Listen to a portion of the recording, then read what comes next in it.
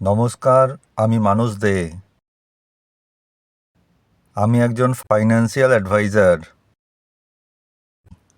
আমি mutual fund, life insurance, health insurance, fixed ডিপোজিটের উপর ডিল করি।